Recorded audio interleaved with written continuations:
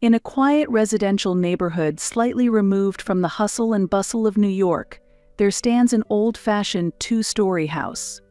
Its wooden exterior, painted white, are faded in some places a testament to the years of weather it has endured. At the front door, there's a ramp installed for wheelchair access.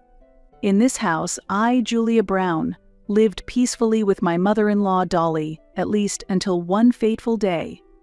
Don't meddle in things that don't concern you. If you can't hand over your full salary to me, then leave. The moment these shocking words left my sister-in-law Marlene's mouth, my world turned upside down. What? My voice was hoarse with astonishment. Marlene continued with a triumphant look. I am the daughter of this house, and you are just an outsider. I'll let you stay if you hand over your salary every month. If you don't like that, then leave. I was speechless at her words.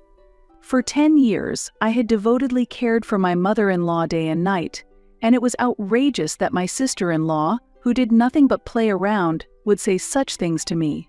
Anger, sadness, and a deep sense of disappointment swirled within me. I vividly remember the day I married Russell and came to this house 20 years ago. I was 28 years old then. An Italian student who had recently arrived in America, Russell had kindly accepted me. With our marriage, the cohabitation with his mother, Dolly, began. Russell's father had already passed away, and living with Dolly stemmed from Russell's filial piety, as he couldn't leave his mother alone. At first, I was anxious. Living in a foreign country with a mother-in-law who spoke a different language and came from a different culture was daunting. However, Dolly seemed to sense my anxiety and always greeted me with a smile. "Julia, it must be tough getting used to life in America. If you ever need anything, don't hesitate to ask," she would say. Dolly helped me study English and taught me about American culture and customs. Gradually, her kindness and thoughtfulness opened my heart. She patiently taught me household chores and cooking as well. Dolly explained how to make an American-style breakfast and the proper way to cook a turkey for Thanksgiving, taking me through each step with care. "Julia, your soup is really delicious. Could you teach me how to make it?" she would say. Such words from Dolly filled me with joy. We naturally built a relationship where we respected and learned from each other's cultures. Fortunately, Dolly was a very kind person, and we lived well together. Though not related by blood, she became like a real mother to me. However, everything changed 10 years ago when Dolly suddenly collapsed. One day, when I returned home from work, I found her lying on the floor in the living room. Although I nearly panicked, I managed to stay calm and immediately called an ambulance. The diagnosis at the hospital was a stroke. Thankfully, she survived, but she was left with paralysis on the right side of her body.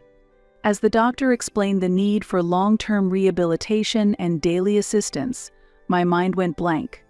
"Mrs. Brown, your mother-in-law will need long-term rehabilitation. She will also need help with her daily activities," the doctor said. Upon hearing the doctor's words, I nodded. At that moment, I made a firm decision. "I understand. I'll take care of her." Russell agreed with me, and I quit my job to start working from home as a freelancer so I could care for Dolly full-time. Caring for her turned out to be more challenging than I had imagined. Assisting with meals, helping with baths, and accompanying her to rehabilitation sessions every day was busy, and sometimes I was utterly exhausted. But Dolly's words of thanks and her smile healed my heart. Having lost my parents early, Dolly was like a real mother to me. That's why caregiving didn't feel like a burden, rather.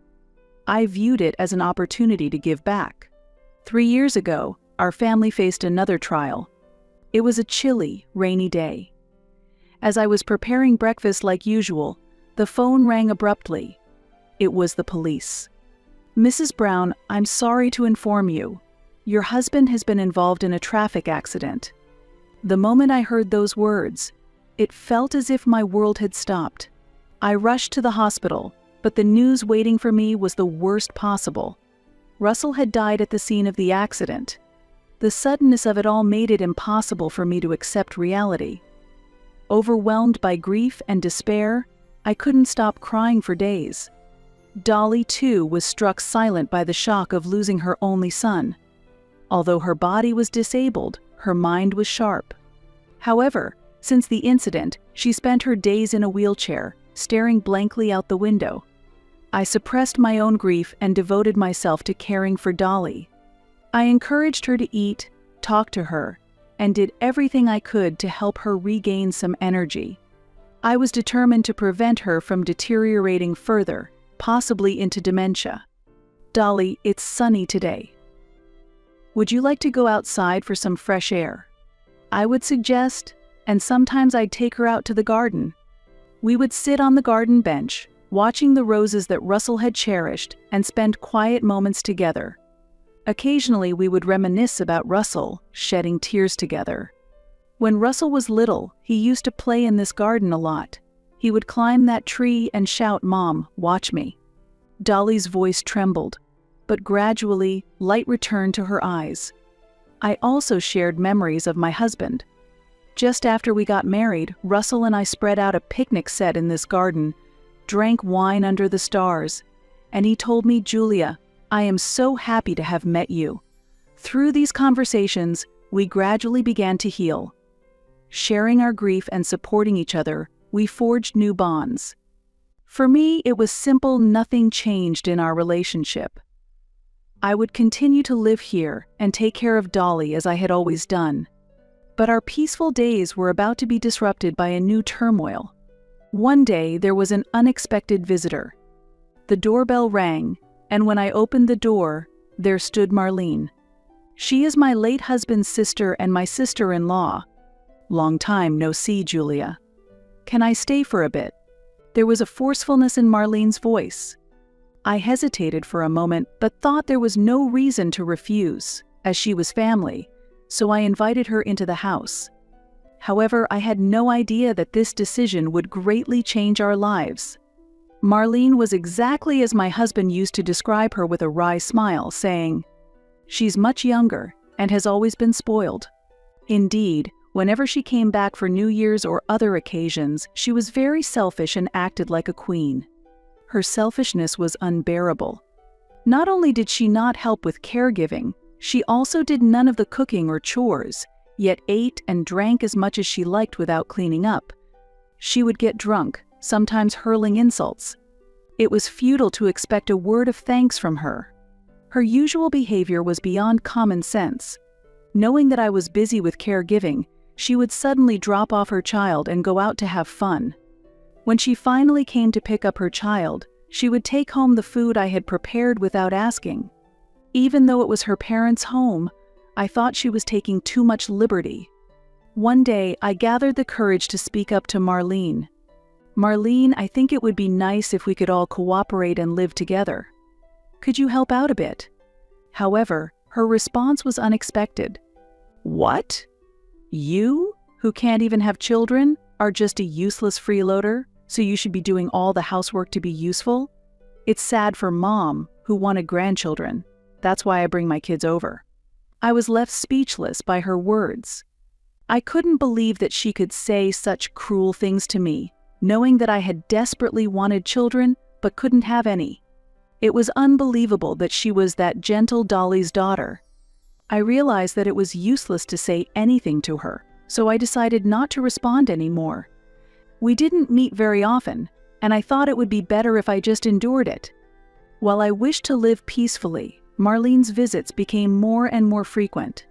One day, Dolly asked Marlene, "Marlene, why do you leave the children here so often and come back so late at night?" Marlene replied as if making an excuse, "I started a part-time job because I need more money for the children now." "You're happy to see your grandchildren, aren't you, Mom?" "That's true, but..." Dolly seemed unconvinced. The children were still young, yet she was working at night. I also wondered why she would need to work nights when she wasn't struggling financially, but I kept silent. Then one day, as usual, Marlene suddenly visited. I thought she had come to drop off her children again, but this time she was alone. She came pulling a large travel suitcase, and just when I was wondering what was going on, she declared, "I've gotten a divorce, so I'm moving in here from today." Dolly and I were shocked and asked what she meant.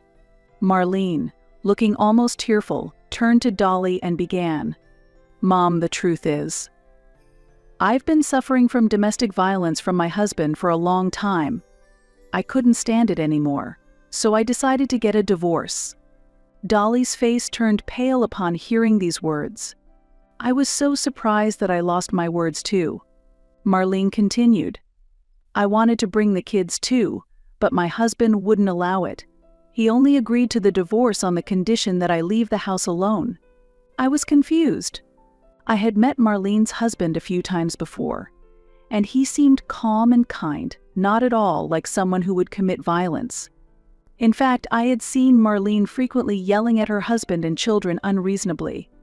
However, Dolly seemed to believe Marlene's words immediately. Hearing her daughter's suffering, she agreed to let her move in. "Julia, I'm sorry, but I can't abandon Marlene." Dolly apologized to me. While she said she was sorry to me, I understood that if a mother hears her daughter has been divorced and ousted, she couldn't just ignore it. With mixed feelings, I replied, "I understand." "Thank you, Mom." "Julia, please be nice, okay?" Marlene, who had appeared to be crying earlier, now smirked with dry eyes. It seemed like it was all an act. And so, our life living with Marlene began. However, she continued to do nothing at all, just like before. She didn't help with her mother's care, nor did she do any cooking, laundry, or cleaning. Astonishingly, she did nothing. Moreover, her attitude towards me became increasingly arrogant. But I maintained my composure in front of Dolly. I didn't want to cause any unnecessary worry for my mother-in-law. One day, Dolly spoke to me. "Julia, there's a place I want to go. It's a bit difficult with the wheelchair, but could you come with me?" "Of course. Where would you like to go? Shall we stop by our favorite cafe? It's been a while." There was a cafe that had been our favorite since I married into the family. We used to go there often when Dolly was still healthy. "I also have something important to discuss, so that sounds good." I felt a slight unease at Dolly's words. When we arrived at the cafe, Dolly, checking around to ensure privacy, began speaking in a low voice. "Julia, I'm actually worried about something concerning Marlene." "What is it?" "She's been going out in the middle of the night and spending a lot of money. Something about her behavior seems off." A look of deep concern was evident on Dolly's face. "Also about the divorce. Something doesn't seem right.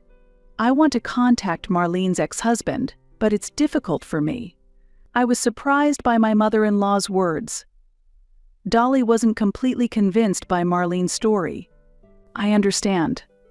I'll look into it." From that day, I quietly but steadily began to investigate the truth. Several weeks later, I had uncovered the entire truth. I contacted Marlene's ex-husband and met with him directly. His story was entirely different from Marlene's claims. Actually, Marlene had multiple affairs. I forgave her each time, trying to make things work. Sadness was evident in his eyes. In the end, Marlene left the house on her own. She neglected the children too. I was stunned. All of Marlene's stories were lies. As evidence, her ex-husband showed me exchanges of messages between Marlene and another man, along with hotel receipts. After learning everything, I told Dolly the truth. She appeared deeply hurt, yet there was also a look of resolve on her face. "Julia, thank you. There's something I must do." From that day, Dolly began closely communicating with a lawyer. She didn't share the details with me, but it seemed she was preparing something. At home, Marlene's attitude towards me became increasingly arrogant. "Hey, make something more substantial. What's with this bland, all-veggie meal? Are you trying to annoy me? I'm making these meals low in salt considering your mom's health. Marlene, you should cook what you like to eat." "What? Don't order me around, you're just a freeloader." Freeloader. Besides, my brother is dead, and you're practically a stranger now, right? Why are you still living in this house? Are you paying rent? If you have a salary, you should give it all to me." What? I was baffled by Marlene's words. It's ridiculous to keep a stranger in the house for free. You should be paying rent and utilities. Rent? I've been living here since I got married. We even paid for the renovations when we moved in, and all the utility bills. But the land and the house are ours. And now that my brother is gone, you can say whatever you want, right? Marlene's words hurt me deeply. I had devoted 10 years to caregiving for Dolly day and night, and to be treated like this was unbearable. Who will take care of Dolly if I'm not here? Don't meddle in things that don't concern you. If you can't hand over your full salary to me, then leave. The moment these shocking words left my sister-in-law Marlene's mouth, my world turned upside down. What? And you have the nerve to say such awful things while I take care of everything around the house. But Marlene just scoffed at me, as if mocking my efforts. Isn't it natural to get money from someone who's not even family staying in the house?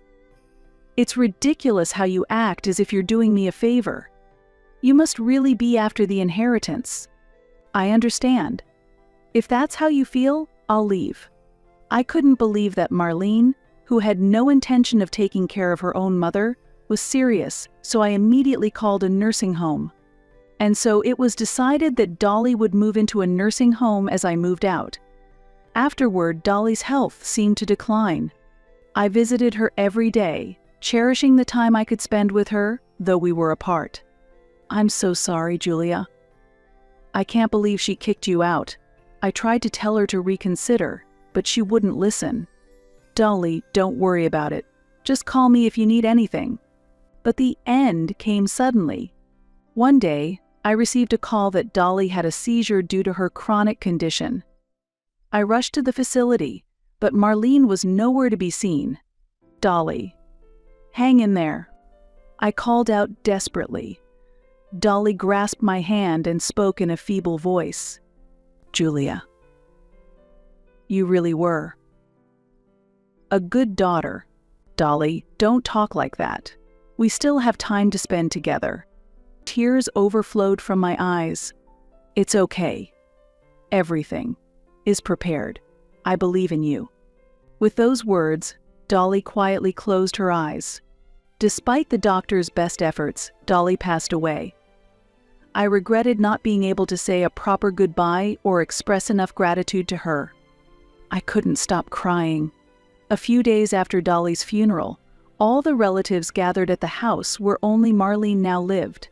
It seemed that Dolly had requested all family members to be present when her will was disclosed.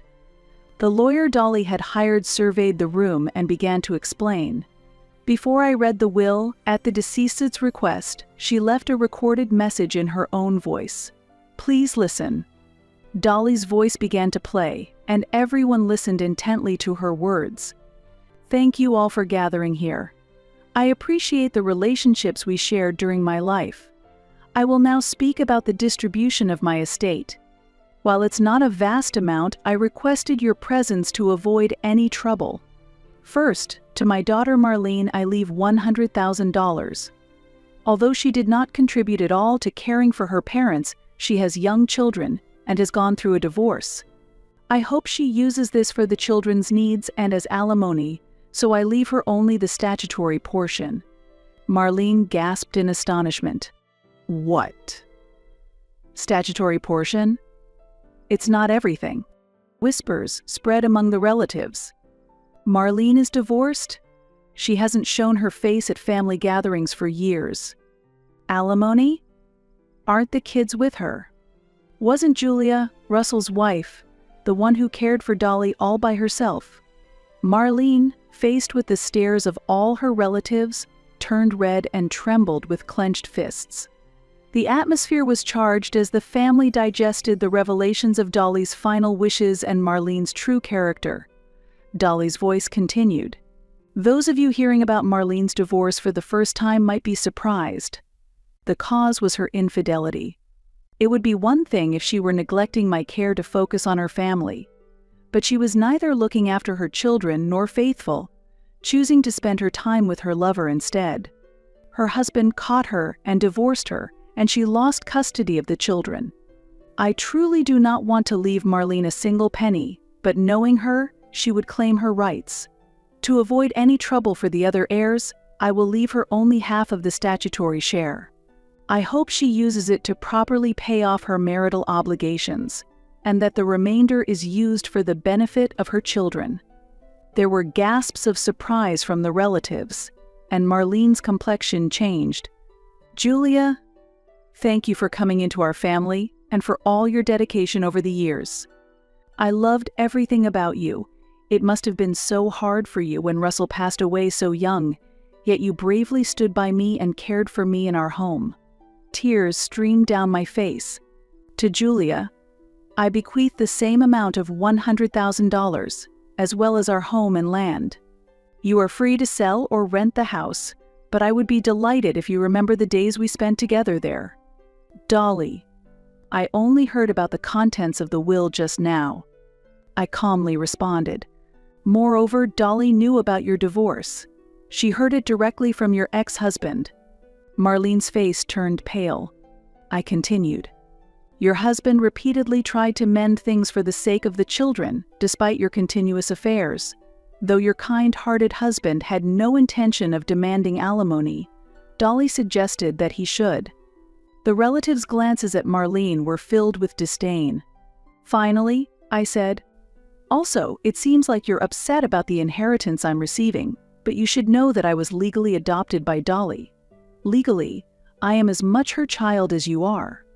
Marlene's face went ashen, and she collapsed on the spot. Applause rose from the relatives towards me. Some were tearful. "It's good to see you rewarded after all your years of caring for Dolly." One said, "You seemed more like her real daughter than just a daughter-in-law." Another added, "If you ever need help, just call us," someone else offered. I bowed deeply. "Thank you." It seems that Dolly had gathered everyone to ensure that there were no misunderstandings or unwarranted rumors about the inheritance after I received it. Afterwards, Marlene left the house cursing. Although she had to pay alimony to her ex-husband from her share of the inheritance, it seemed her life afterwards was challenging. Now I am living leisurely, sorting through the belongings in the old house. The lawyer gave me the recording of Dolly reading her will. Thank you for everything, truly. I have always loved your honesty and kindness.